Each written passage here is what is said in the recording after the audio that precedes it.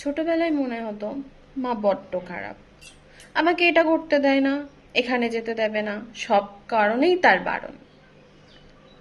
কতবার মায়ের উপর রাগ করে মনে হয়েছে বাড়ি থেকে চলে যাই, কতবার রাগ করে কত কথা বলেছি, তবুও সে কিছু মনে করেনি। মা তো সব ভুলে যায়। এখন যখন ঘর ছাড়া, মায়ের থেকে দূরে আমি, সব থেকে মায়ের কথাই বেশি মনে হয়। মায়ের কাছে কতবার এটা খাবো না, ওটা খাবো না। ছোটবেলায় মায়ের ওপর অভিমান করে তার আদুরে মাখা ভাতের থালাটা সরিয়ে দিয়েছি বারবার। আর এখন চোখ বন্ধ করে সব খেয়ে নিতে হয়।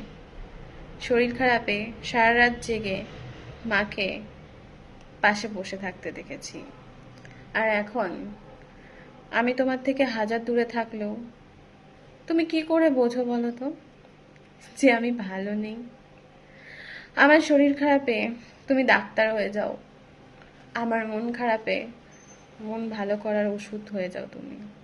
আচ্ছা মা, কি করে আগে থেকে তুমি জানো বলো তো?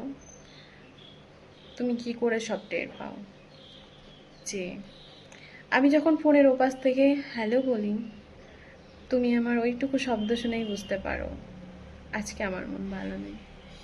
কি করে বোঝো তুমি? বুঝি না, এখনো অজানা আমার কাছে। আজ রাতে আমি কান্না করে শুয়েছি না আমি না খেয়ে শুয়েছি, তুমি কি করে বোঝো বলো তো? মা তো মাই হয় না।